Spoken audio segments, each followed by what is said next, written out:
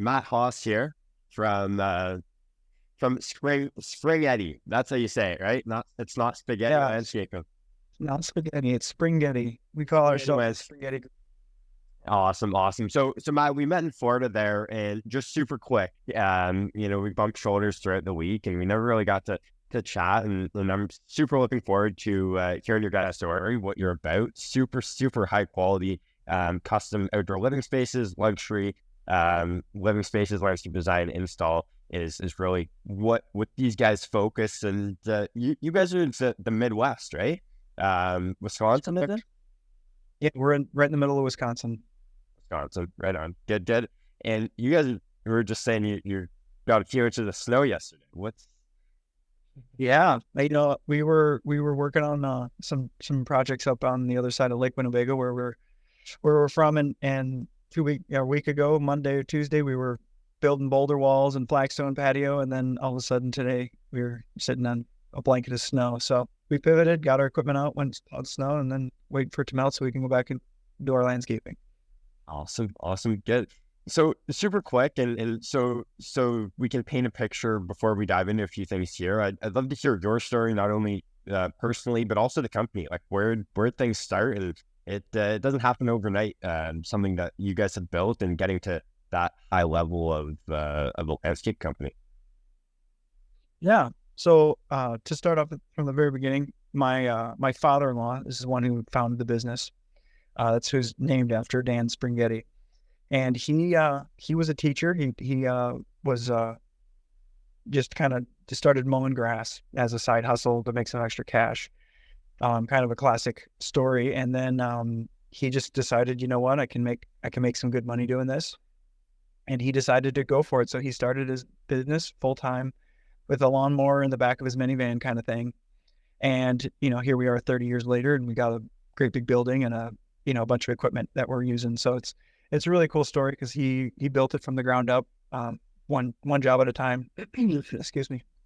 He started with simple lawn maintenance and mowing and grass, and then installed a lawn and did a soccer field and rented a skid steer. And it was just like, just kind of kept progressing. And someone said, "Hey, can you do this retaining wall?" And he said, "Sure." Never done it before. Kind of just, that's kind of our ingrained in our culture here, is like when someone says, "Can you do this?" we say, "Sure." And then we go figure out how to make it work. And, it's just kind of been how we've become who we are today, is because Dan was never willing to say no. He was always willing to say, "Yes, we'll figure out a way to do it." And, it worked. It's been a wild ride. So that was the first, like, 10, 15 years. And we did it. I mean, everything: lawn maintenance, irrigation, retaining walls, patios. And then 12 years ago, I started dating his daughter, and I kind of wanted to hang out with her a little bit more. So I got a part-time job working here in the summertime to see her. And then we got into pools around that same time. So we were installing pools, and in addition to doing all the landscaping. And then I ended up getting married to his daughter. And so that was my soft entry, was working, showing him that I could work hard and in the business. And then, that was 12 years ago. My wife and I have been married for 10 years now. So, yeah, no, So it's it. how long ago did things get off the ground with your father-in-law? Like when did he start things? Around 30 years ago, was it? Yeah, we're into excuse me, we're into like 30 years of the business currently. I think we're going into our like 31st year. So Awesome. yeah, he's been doing this for a long time, and it's been the last 10 years that I've been here, has really been a transition period for the business.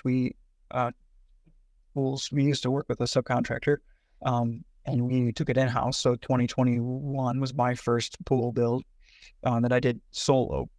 And myself, my wife, and our project manager Tom all became owners this year. So 2024 is our first year as owners, and we've just kind of changed the trajectory of the business, and it's all been focused on serving customers' needs. And we've realized the people that we're really, really good at serving are the high-end luxury landscaping customers, the ones that want a pool and all the fixings, their kitchen and everything.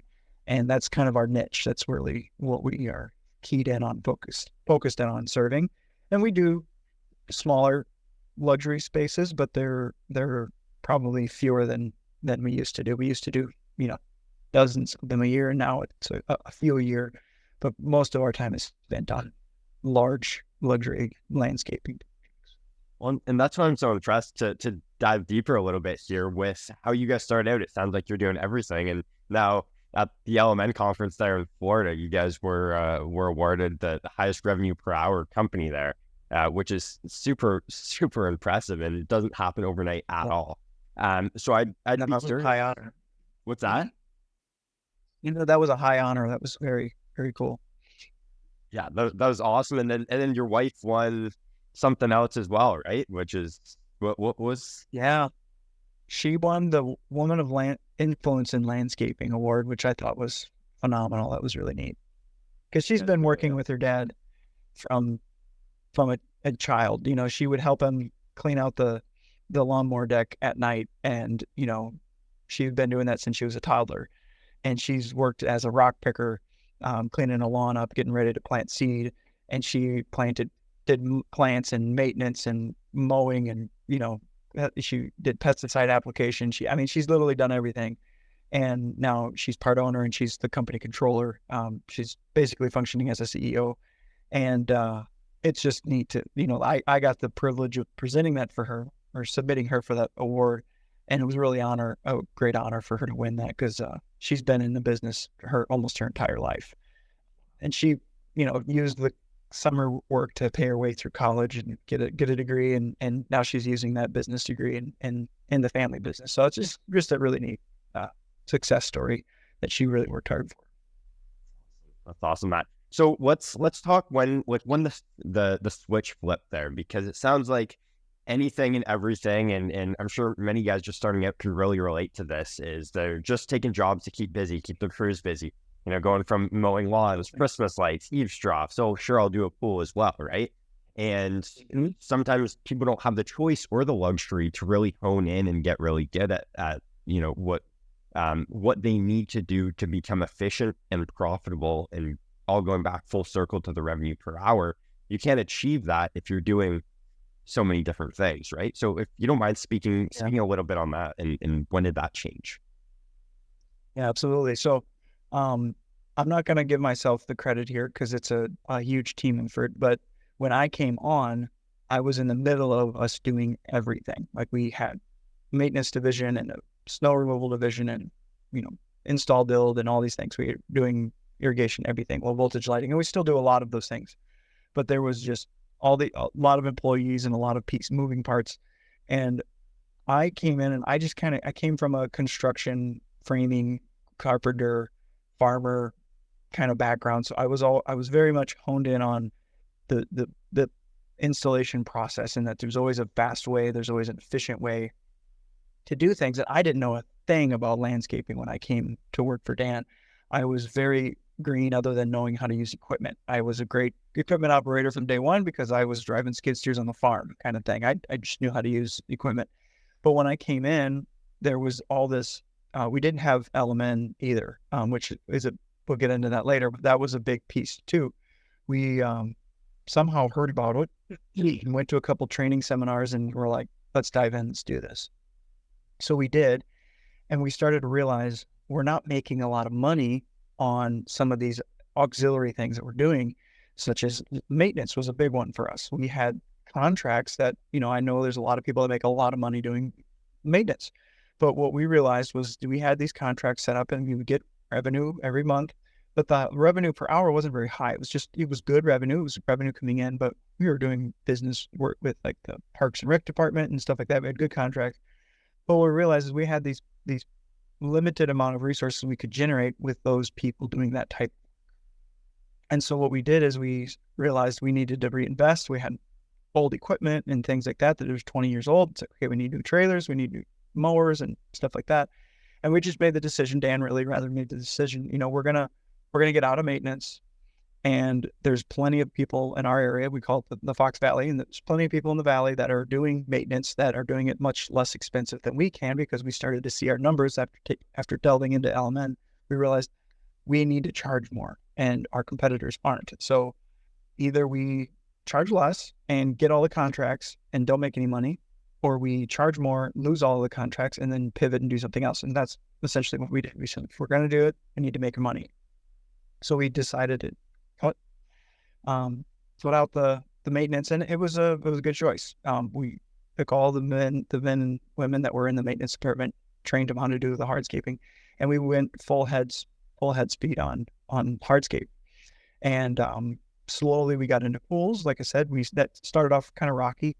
And that's a topic for another time. It didn't go well at first, and we made it through a tough season.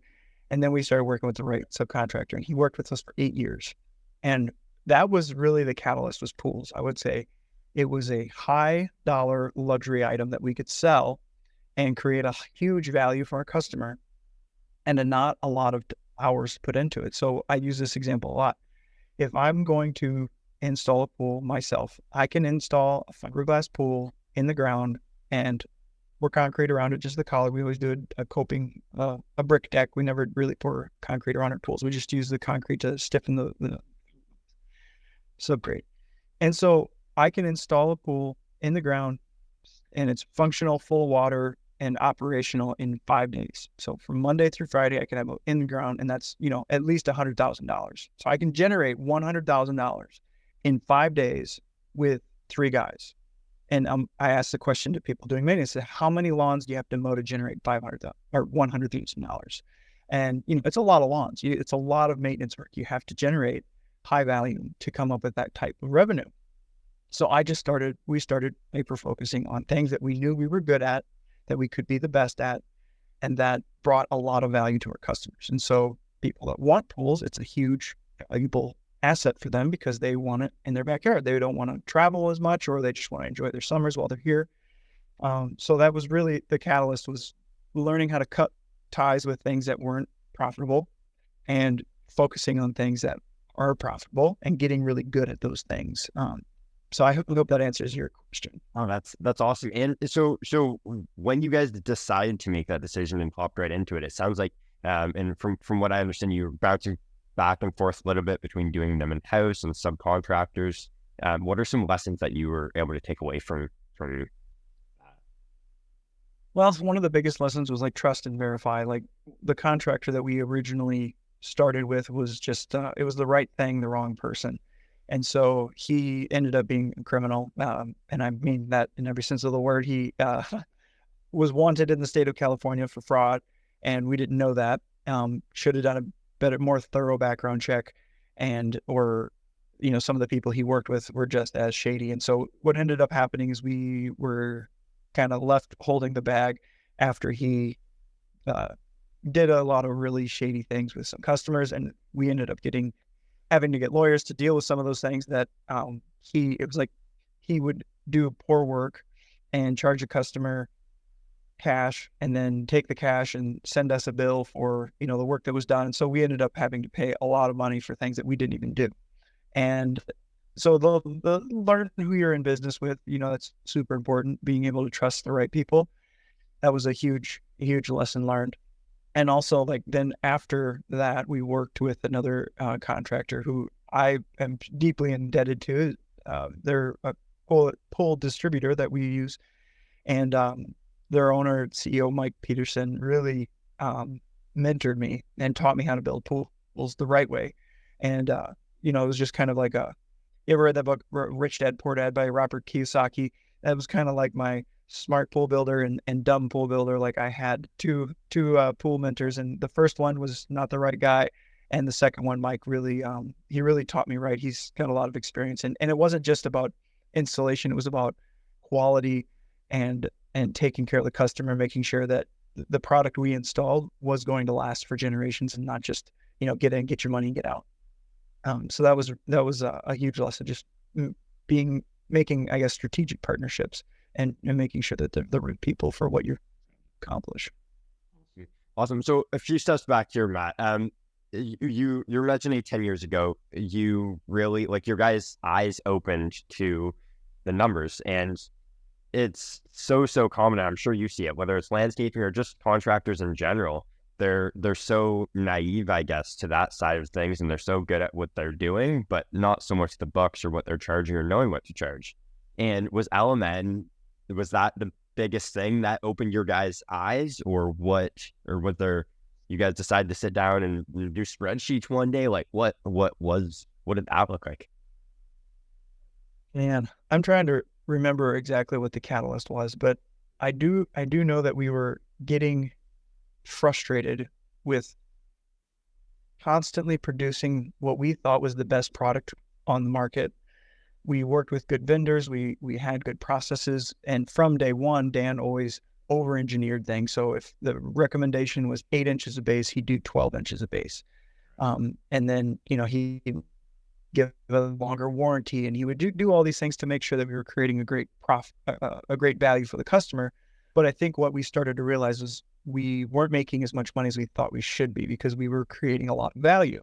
But the issue came in is that we didn't know our numbers well enough. We didn't know when we were estimating how accurate it was always a guesstimate. It was never quite accurate. And one of the men that was here at the time, I think he's the one that said in a software program to estimate, because he was in the sales position, but he realized, he was coming from outside position. He didn't have any landscaping experience. So he was like, we need a software program to standardize our estimating. And I think that's when we got introduced to LMN. And what really propelled us into this like ultra focus on high revenue per hour work was we started to see when we it took 2 years, it seemed like, to get all of the information we needed input into the system. But when we finally did that, we could see, oh, that division's not making any money, and that division's not making any money, and we're losing money every time we sell that product. It actually costs us to sell it. It's like, oh my God, we're losing money. And so taking the time and having the right people that can analyze the data and put it into something that makes sense. And so Dan is a very decisive person. And so we would come, Rachel, my wife, who was doing the numbers and the books at the time, would come to him and say, hey, I just did all the data, I put all the information, and we're selling this product and we're losing money every time we do it. And he said, okay, done. We're done selling that product. Let's find something better. And just being able to see the numbers was like, it changed our business. Because before it was always like, I feel like we're making money. Well, how much is left over at the end of the month was our gauge of how successful we were. And there was never like a real bottom line, like, hey, we're actually making profit and we're doing really well. We can afford to buy new equipment and things like that. It was always just kind of, well, if there's money in the checking account at the end of the month, then we do. And taking that element aspect into. Go ahead. Yeah. So just to cut in there, like, I guess in a sense, it's fairly good timing. You can call, I don't know, timing or whatnot, because most guys, when they figure out they're losing money is when they're going bankrupt and out of business, not when they stumble upon some software.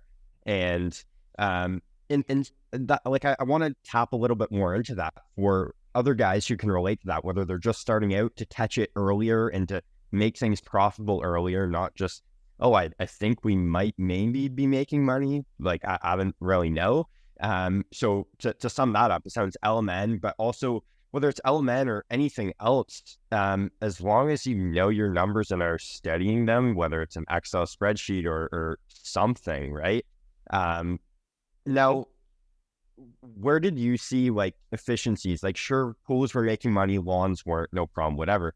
But once the whole organization was focused on just pools and outdoor living spaces, did you see a change in efficiency and processes and things getting better when 100% of everyone's focus was on one thing? Or did that not really change as much? Yeah, so that's a process too. And one of the things I wanted to say that led to high revenue per hour was us changing processes. Because one of the things that I feel like I'm gifted in is that I can see when there's a bad process in a company or in an organization. And so what I would notice would be there's two guys doing a job that one person could be doing or should be doing. And when you have two people doing one person's job, that's costing you hours. They can't get it done twice as fast. And that's always my metric. I say, okay, if you have two people doing it, can you truly get it done? Excuse me. Can you truly get it done twice as fast? So if it should take 4 hours and two of you do it, you should get it done in 2 physical hours, meaning 4 man hours. And I started really focusing on that because I loved LMN from day one because I was like, oh, it's a game now. I have a scorecard. It says 10 hours. I'm going to do it in 8. Like I wanted to beat that number every time. And I would notice some people didn't care. And some people would try to do, again, oh, it's easier when you have 3 guys. Okay, sure. Yeah. Everything's nice when you have a group of guys. But if you can get it done 3 times faster, then have your 3 guys. You know, for instance, if you're laying a patio in, old school, people used to, I guess this is like 10 years ago, 12 years ago, when I came in, they would have people carrying pavers, like laborers, carrying pavers and setting them next to the installer.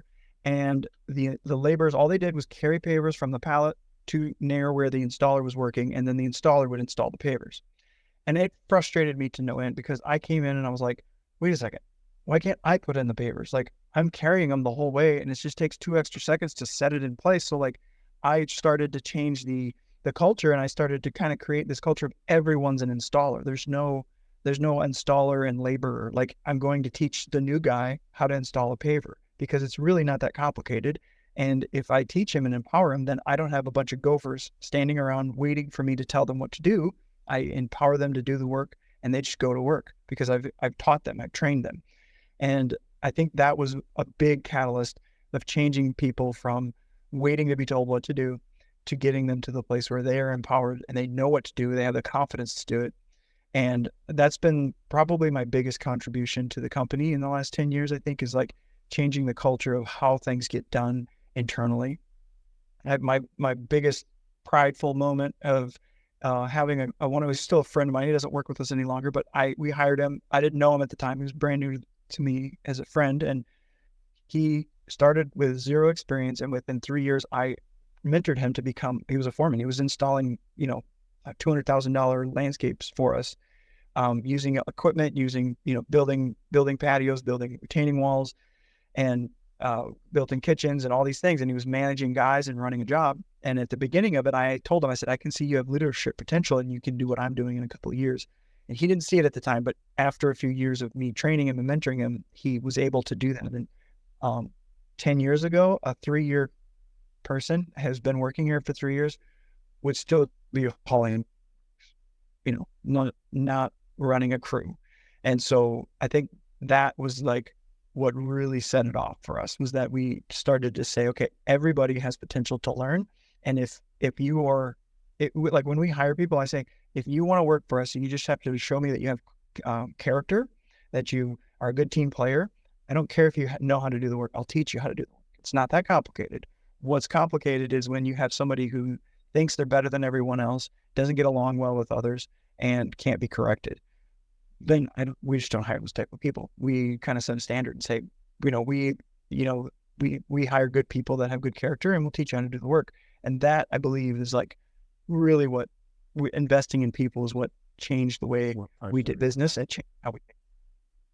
Interesting. And so building the culture around that, with like, I couldn't agree more with the skill. You can always teach the skill. It's not rocket science, but you can't teach them to drop their ego or personality or their attitude, or right. So that's an awesome point there. So talking, your famous LMN video there on Instagram, you guys were doing 1 million with 30 guys a few years ago, and now you're doing 3 million with 10 guys, which it almost, to me, sounds like you took one step back to take 2 steps forward almost, and kind of slowed things down, but honed in on the potential of every man and every machine to optimize it. And all comes full circle back to the revenue per hour of, what was it, like $277 is what you guys were producing? So yeah, 275, I think. Yeah.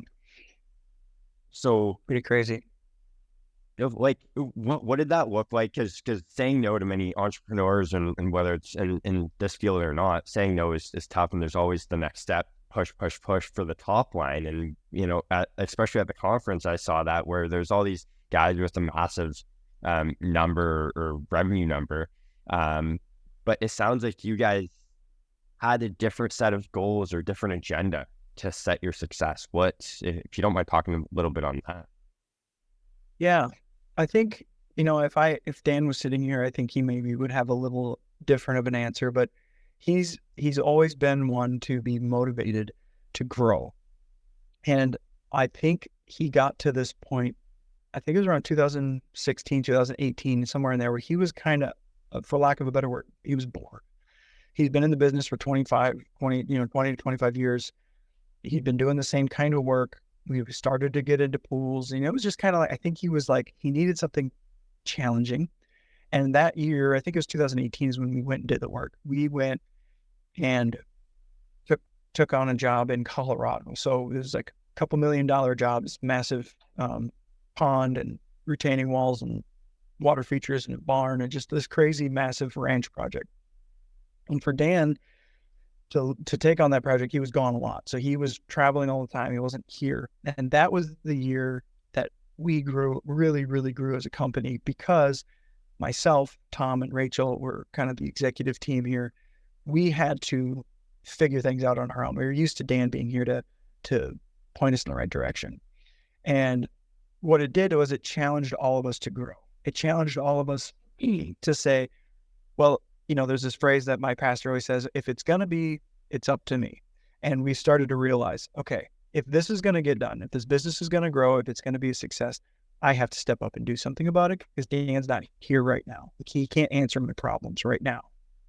And ever since then, it's changed kind of how we think here. And like, I've kind of hyper focused, like, when things aren't going the way you want them to, and you wish you could just get it all done and make everybody happy, you realize that's never possible.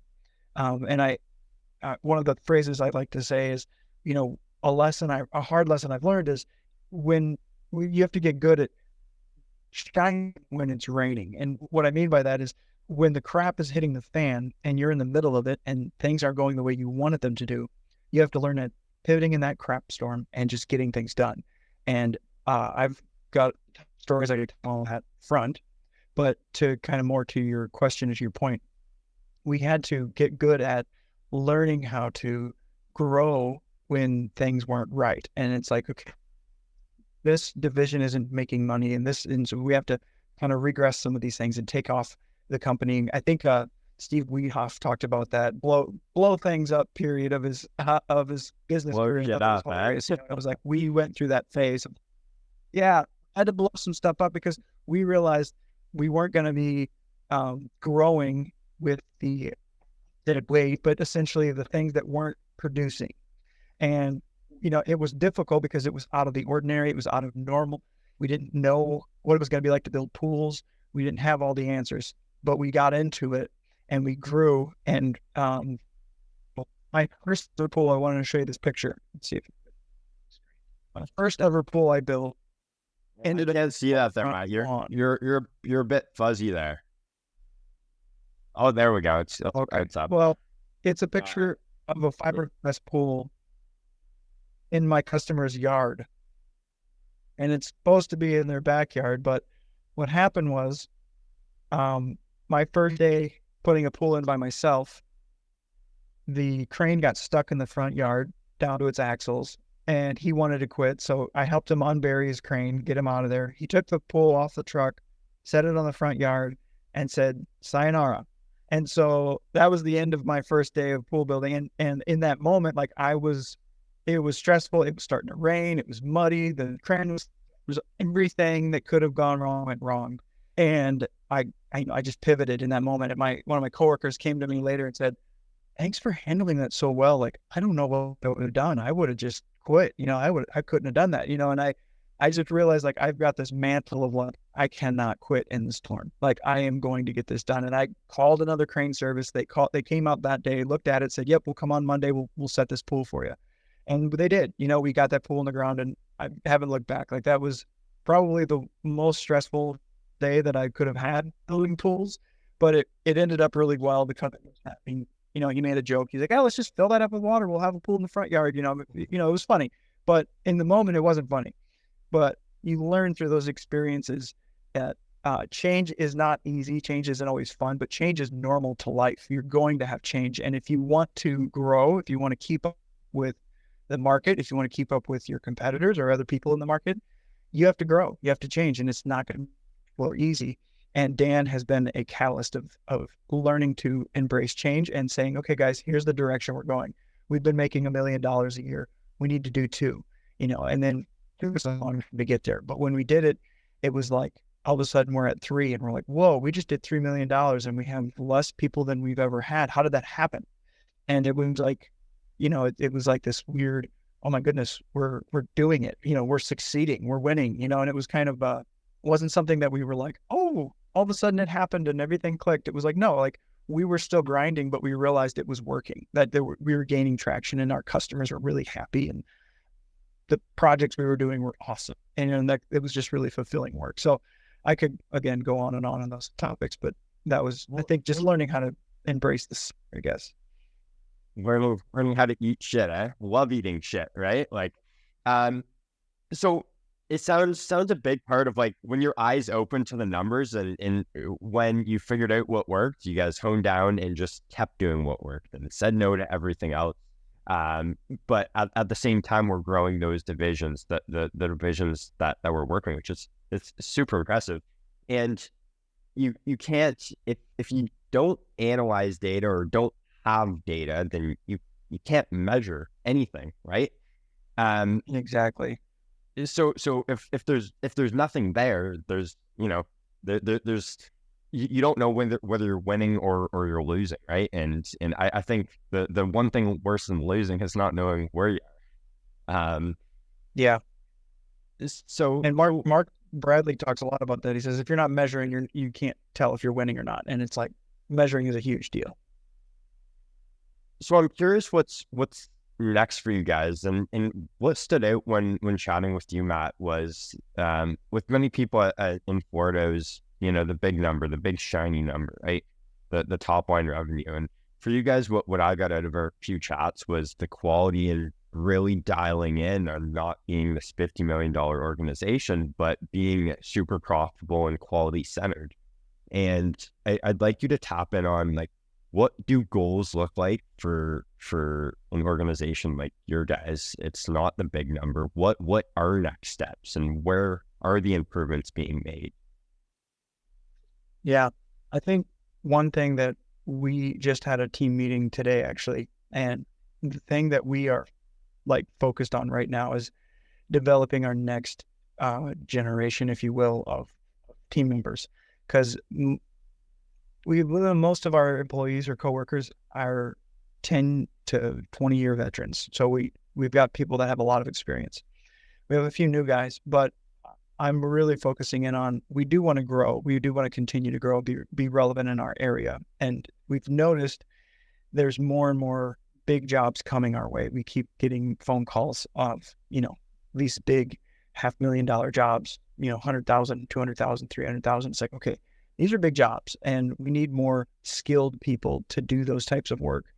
And we want to be able to supply that benefit that we have of high value customer service to our clients. And so for us, our biggest goal right now is to hire and develop the next generation or the next team that could come in and do the work. So like I said, we became owners this year, my wife and I and Tom. So we're kind of trying to learn who can we delegate to and how many people do we need to hire to make this sustainable for the next generation. Because, I'm only 30, but I'm already thinking about when I'm 50. I want to continue to grow the business, whether that's monetarily, do we want to be a $5 million business? And I had this conversation with someone at the conference and I said, man, I don't know if I want to be 50 million. Like it's unattainable. It's just kind of like, I like where we're at. I like the customers we're serving, that we have like 20 to 30 awesome customers that we get to know and build a relationship with. And he said to me, no, you don't have to grow to be that big. Like you just need to do what, define success for your organization. And so to answer your question, I think success and goals for us looks like developing good people and growing it so that everyone in our organization can have the standard of living that we all want for ourselves, right? So I want the new hire to come on and be like, wow, this is the best job I've ever had. And I'm making more money than have ever made in my life. And I want people to go home at night and be happy to be working at Spaghetti Luxury Outdoor Spaces. Like, to me, the culture in the company is another goal that we're trying to always constantly improve. Because if you have good people, you have a good culture, and you have good customers, it's like, that's a successful business to me. Making people happy and really solving problems is like my calling. Like, I solve people's problems. So if I can go to work every day, solve someone's problem, and everybody gets, what they wanted, I get fulfillment, and our company makes money, and our team goes home safe, and they have a good life, and our customers are satisfied because they have an awesome backyard that they can enjoy with their family. And they have, that's our legacy, is building those backyard resorts that are going to last for generations. Like, the more I think about this and the more I grow in this leadership position as an owner, like, I'm realizing the most important thing is the legacy we're leaving behind in our employees and in our clients' lives. It's not about the money. I mean, obviously you need money to survive. You need money and profits to make a business be a business. If you don't have profit, you don't have a business. You're just doing things for fun.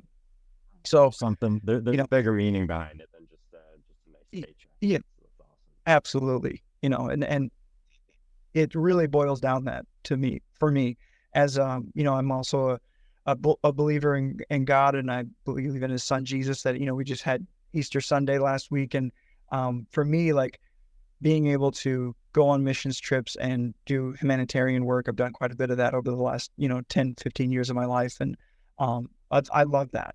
That brings me joy and fulfillment like nothing else in the world. Like, if my dream job would be to continue in my business, but then have a truck and a trailer for disaster relief. Like, I love disaster relief. I don't know why. I just love being able to take equipment and supplies and go into a place that got hit by a tornado or a tsunami or a hurricane, and go supply help to those in need, because they are desperate. They've lost everything. And, like, for me to be able to go and help them and use the skills that I've acquired over my life to rebuild their home, or cut that tree off their house, like, that would be so fulfilling to me. And, like, I think that's a part of my calling as a human, to help other people to solve their problems, whether they can pay me for it or not.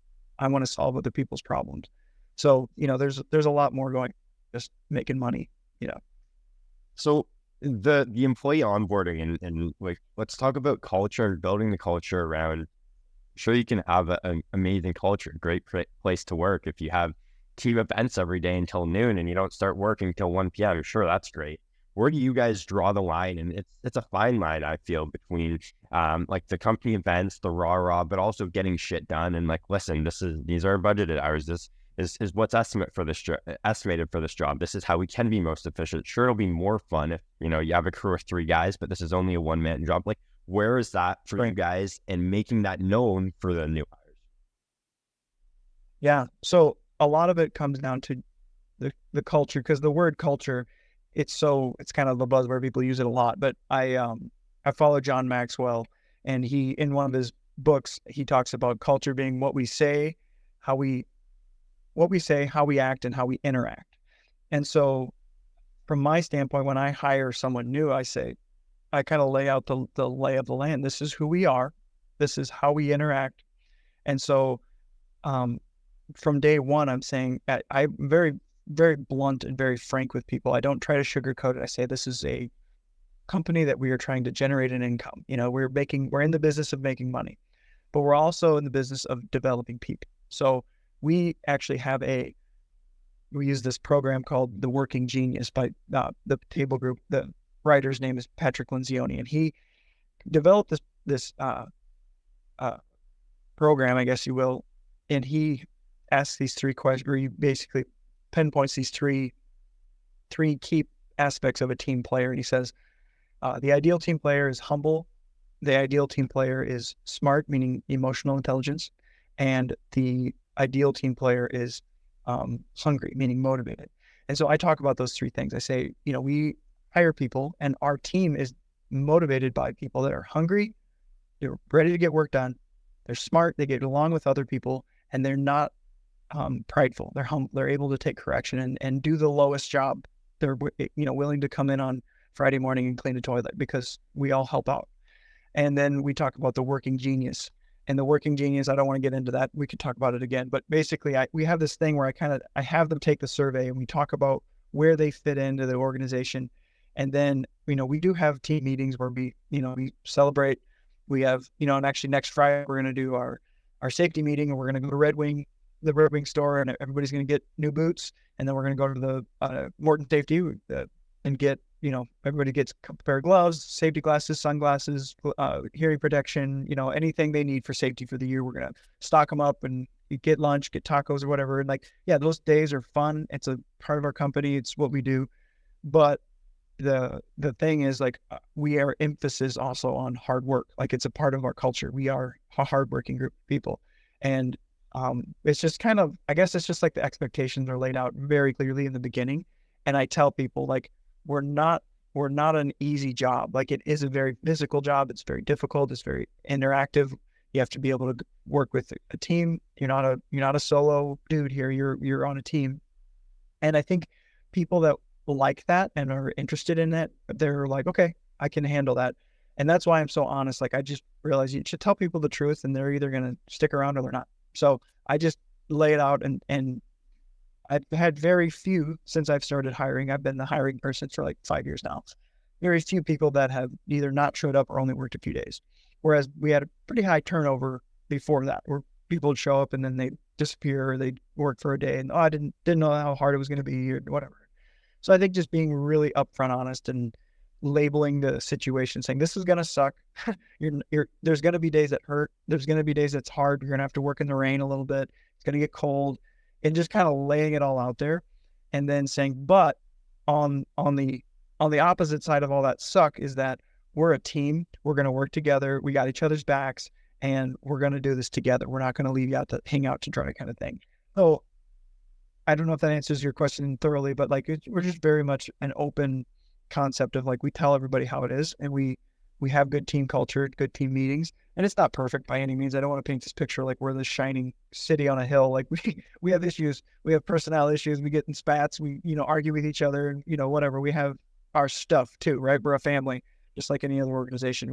There's things that we wish didn't happen, but the point is that we are like a family in that. If you came in and criticized one of my guys, I'd say, shut up and get out of here. You don't talk about my guys that way, but I can talk about him that way because he's my guy. We're kind of like a family. So that's a big part of culture. That's awesome, Matt. What I really got out of that is not only raising the standards as continuously, especially I'm sure whether it's summer students or just anyone in general. I struggle with it all the time. No one wants to work hard nowadays, and raising that standard, and your organization is known for that. But the flip side of that, there are the benefits of having the team, of having the compensation there. And some people, it's hard to find and hard to believe, but that's what they want, right? So absolutely. And yeah, it's a big deal because I think it gets underrated. Hard work for me is so satisfying, and I think that's kind of lost on the new millennial or Gen Z or whatever. I think I'm technically a millennial, but there's a big generation gap of people that don't enjoy or appreciate hard work. And I think there's different levels of hard work. You could define it different ways, but I've always enjoyed physical labor. And, sometimes I think that there's a gap of people that don't appreciate it as much. So that can be difficult, but I know they're out there, and we're finding them slowly. 4% people don't understand the gratification you get after, whatever it is you've done. A retaining wall, pool, or patio, right? It's anything. Sure. Sod day is always the best for me. Laying sod was the most satisfying feeling when you have a nice green lawn after it was all dirty, and then you have a beautiful flush lawn. That's the best feeling. Well, and because it happens so quick, right? It's for sure. Be there for 2 weeks, tearing up their yard. It looks like a mess, and then in a day, bam, you got a perfect green lawn. It's the best feeling. So, Matt, I don't want to keep you too much longer here, but I do really want to hear a few hard knocks and lessons that have stood out to you, whether it's personally or within the organization and business, and a few things that you wish you had learned a little bit earlier on, or things that you've taken with you from these hard knocks and falling on your face? Yeah, man, I've had a lot. I've learned a lot of lessons. I think one of the things that I've learned to get good at is one of the things I kind of already touched on, but like I've learned to just be confident in my skill set and lean on other people that are better than me at other areas. I'm not the best at everything. There's some things I'm really good at, but the times that I've failed and made mistakes, um, those like being able to learn from your mistakes, I think is a big lesson that I've had to learn being here.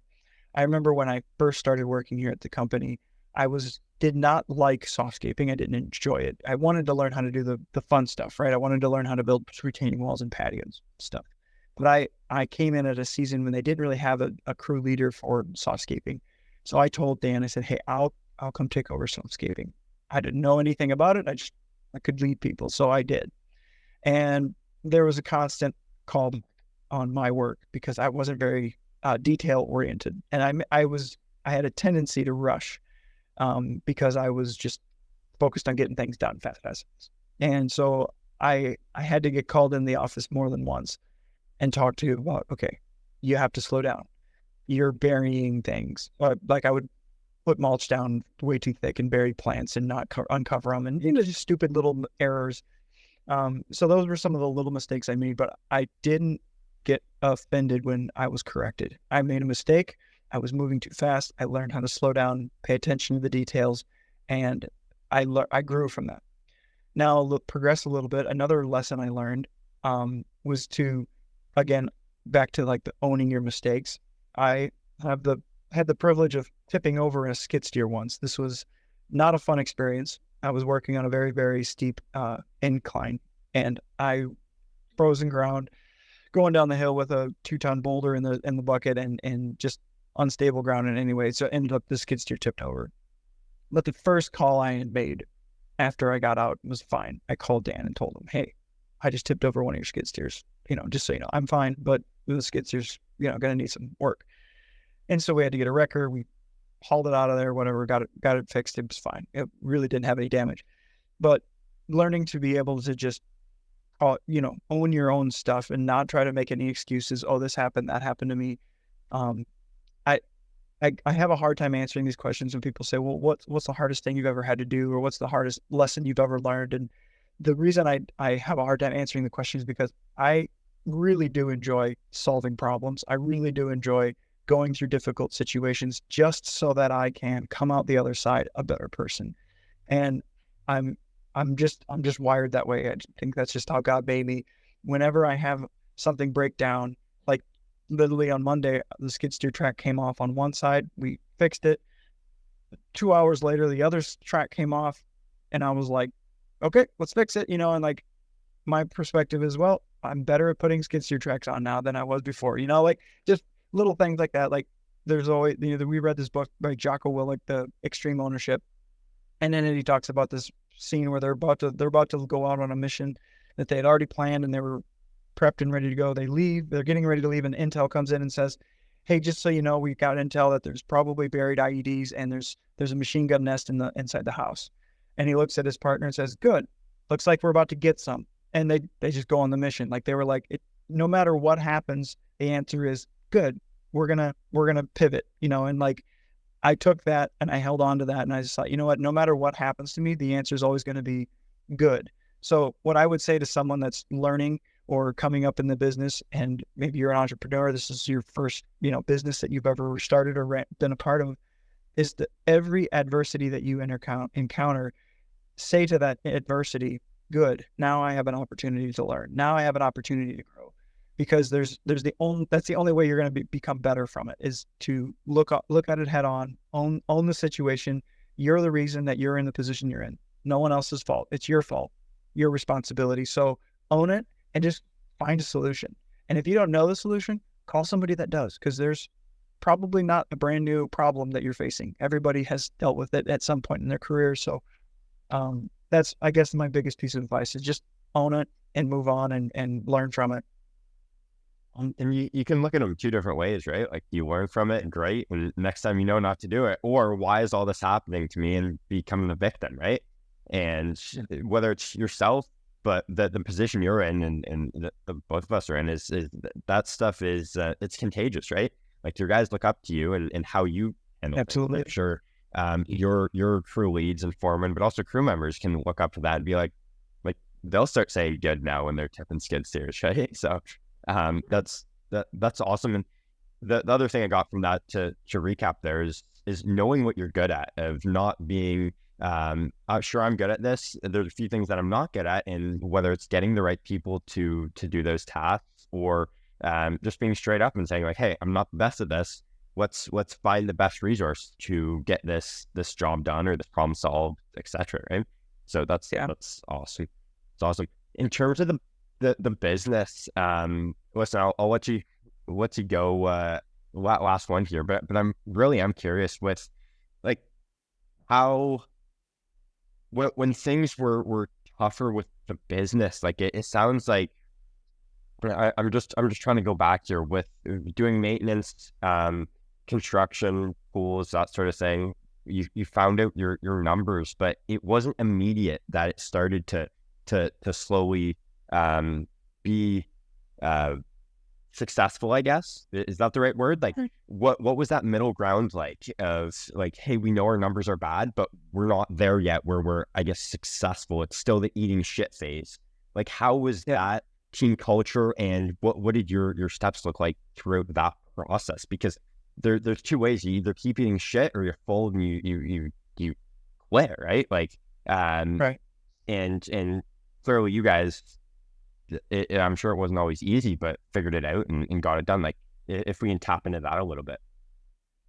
Yeah, I think just to expound on the 10 year ago when we had the pool fiasco, the everybody that loved and cared for Dan, well-meaning people, pulled him to file bankruptcy because it was a pile of debt, and it was all these things, all these bad reports and bad things. And we realized, okay, our numbers aren't great. We have to change. We have to pivot. We have to get rid of these things that are making money. We have to start making money. We have to do good things and make good choices. And at one point we had, I don't know, $65 in the checking account to pay for things. And it was like, we don't have any money.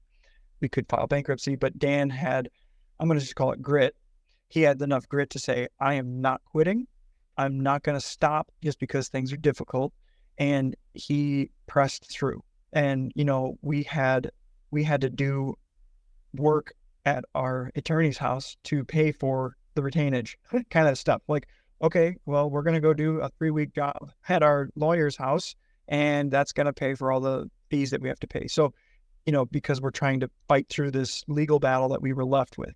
And when we got through that and we started to get on the other side of that, we realized, okay, if we're going to grow in this area of this. And, I think it was the culture piece really only happened in the last 5 years.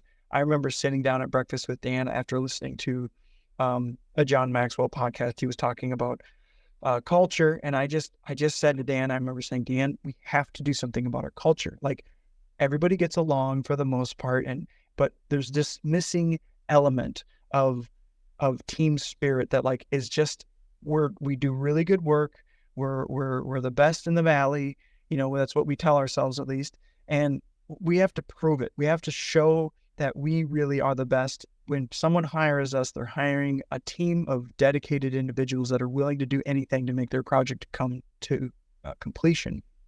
And, through these conversations and this process of, okay, we worked our way through that $65 checking account day. When I remember coming to her and saying, hey, I need a new shovel. And she would say, can you do without? Because we don't have any money. We can't afford to buy a shovel. So I'd go fix the shovel that was broken. And like that's where we came from. That was the crucible, if you will. And it was really just grit that said, no, we're not going to quit. We're going to keep moving forward. We're going to get through this crap storm. And we did. It started to get better. We got through the pool stuff, and we realized, okay, pools were good, but the vehicle we had started to drive was not good. So we changed the vehicle and we got on the right path. And though it was really just day by day, it was like, I would have an idea. We do this thing every year where I had the idea and I said, hey, let's read a book every winter. When the guys have less time, in the field, and we'll read the book and we'll have a team meeting every week and we'll go through the book and we'll discuss it and we'll see how we can change ourselves and change our culture. And then we had a program where we say, hey, if you guys do a book report, fill it out, tell us what we could change in the organization. We'll give you $100 gift card, and some people started doing that and saying, hey, I read this book and I had this idea. And it became, I'm an avid reader, listener rather, of like audiobooks and podcasts. And I'm always trying to learn and educate myself. And I started to realize, like, if I can educate myself and have these brilliant ideas, they're not my ideas. I'm taking ideas from other people. Everybody else is just as smart as I am. So let's get them at reading books. Maybe they wouldn't do it on their own, but if I pay them to do it, I'm going to get the best out of them. So we started, having them paying for these books, having these meetings, having team meetings, and slowly building this culture of synergy where we all work together. We all have creative ideas and we implement each other's creative ideas. I'm not the only one that has these ideas. Everybody does. And we've been implemented a lot of ideas that guys have had just in conversation and talks, and we take notes and we rehash and re-talk about the things that we've gone through and how do we improve our customers' experience? How do we improve our employees' experience?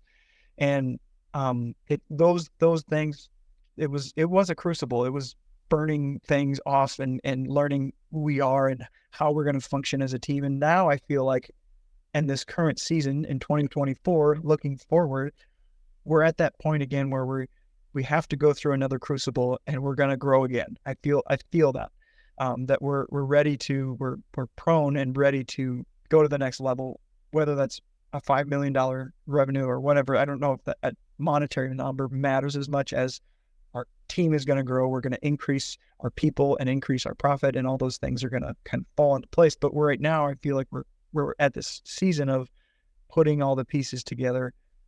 And now we're smarter, right? We've been through the crap storm and we don't want to live through that again. So we're like putting in the catapult kind of thing is exactly. No, my pastor's wife always says this phrase. She said, she tells a story about as a little girl, there was this big hill in front of her, and she knew that if she wanted to get up the hill on her pedal bike, she had to start pedaling way before she got to the bottom of the hill, right?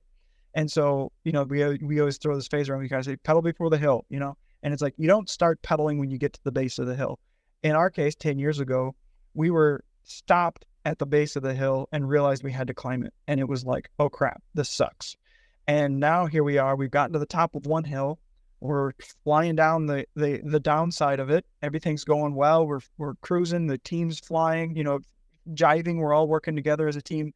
And on the horizon, we see the next, oh, okay, let's start prepping for that, putting in the reps and getting ready for that. So, but it's not necessarily, I remember Mark saying this at the conference that really impacted me. He said, like, I realized there was never true satisfaction at the crest of the next hill, the next peak, the next goal. That was never there was never fulfilling. And so one of the things I've started to try and focus on since then is like being completely satisfied with my current situation, my current life, my current, where I'm at, being really content, but not satisfied with stagnant. I'm not going to stop growing. I know there's more for me to do. But yeah, exactly. There's more for me to do, but I'm not gonna kill myself to get there. I'm gonna enjoy it. I'm gonna enjoy that.